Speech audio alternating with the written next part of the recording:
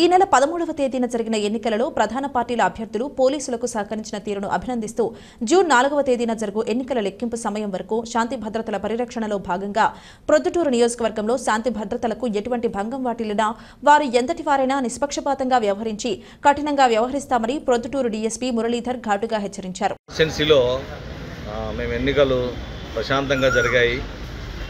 తర్వాత మా సిఐలు ఎస్ఐలు సిబ్బంది అందరూ కూడా సమయస్ఫూర్తితోన నిష్పక్షపాతంగా ఎలక్షన్ కోడ్ని అమలు దృష్ట్యా ఖచ్చితంగా మేము పాటించి ఏ అవాంఛనీయ సంఘటన జరగకుండా ఏ పార్టీకి ఇబ్బందులు లేకుండా చేయడం జరిగింది. ఈ విషయం మీకు అందరూ కూడా తెలుసు. కాకపోతే ఇప్పుడు next before counting plan, counting తర్వాత ఎలా అనేది మేము ప్లాన్ చేసుకుంటున్నాము. కౌంటింగ్ తర్వాత జరిగే పరిణామాలని దృష్టిలో పెట్టుకొని ముందు జరిగే సంఘటనలు కానీ దృష్టిలో పెట్టుకొని టీడీపీ, వైసీపీ, కాంగ్రెస్, బీజేపీ అందరూ సంబంధించిన ట్రబుల్ మాంగర్స్ కానీ బైండ్ ఓవర్ చేసిన వాళ్ళని కానీ అందరూ తీసుకొని వచ్చి రోజు కౌన్సిలింగ్ చేయడం మా అధికారుల ఉత్తర్వులు పాటిస్తున్నాము. ఫస్ట్ మంచిగా చెప్పి చూస్తున్నాము, తర్వాత వాళ్ళకి బైండ్ ఓవర్ చేయిస్తున్నాము. లేదంటే కూడా మా యొక్క పోలీస్ స్టైల్లో కూడా వాళ్ళు కౌన్సిలింగ్ చేయడం జరుగుతుంది. సంఘ విద్రోహానికి గలాటాలు చేసేదానికి ప్రయత్నిస్తే మాత్రం ఖచ్చితంగా మా యొక్క యాక్షన్ గట్టిగా ఉంటుంది.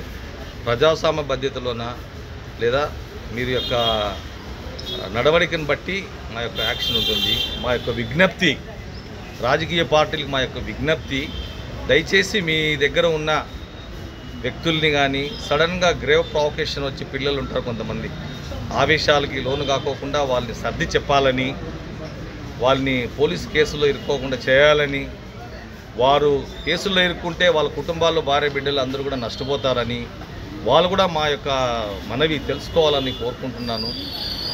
ఇప్పుడు ఎలక్షన్లు వస్తుంటాయి పోతుంటాయి, అందరూ చేసుకొని తినేవాళ్ళు, డొక్కాడితే కానీ వాళ్ళకి అన్నం జరగదు. అటువంటి పరిస్థితుల్లో గలాటాలు చేసుకొని పోలీసుల కేసుల్లో ఇరుక్కొని పోవడం ఎందుకు? వాళ్ళు చేయడం వలన వాళ్ళ నాయకులు కూడా చెడ్డ పేరు తీసుకొస్తారు. వాళ్ళకి తెలియదు మేమేదో చేస్తున్నాము, హీరోయిజము అది ఇది అనుకుంటారు. కానీ పిల్ల చేష్టలు పోకరి చేష్టలు ఉంటాయి కొంతమందికి, అందరూ కాదు.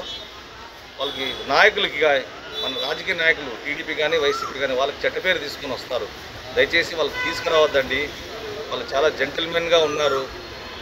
ఎన్నికలు కూడా ఎంతో సహకరించారు పోలీస్ శాఖకి, రెండు పార్టీలు కూడా. ఎలక్షన్ సాఫీగా జరిగాయి, కౌంటింగ్ కూడా సాఫీగా జరుగుతుంది.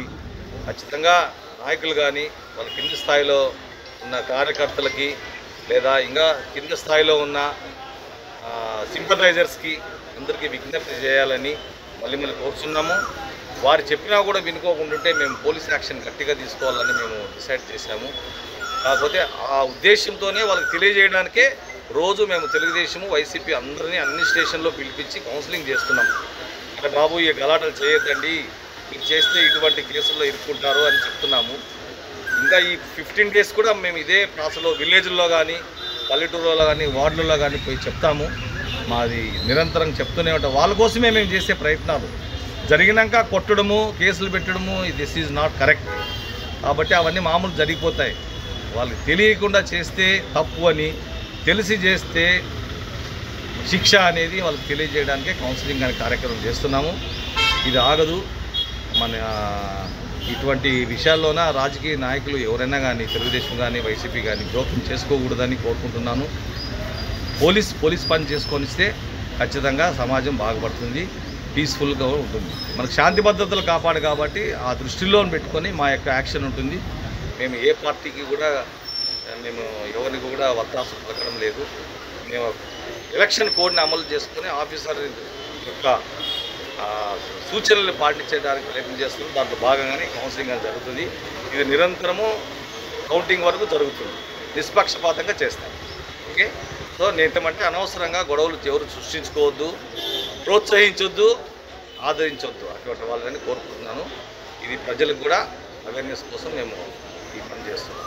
తెలియకుండా చేస్తే మానుకోవాలని కూడా కోరుకుంటున్నాం. లేకుంటే పోలీస్ యాక్షన్ చాలా సీవియర్గా ఉంటుందనేది తెలియజేస్తున్నాం.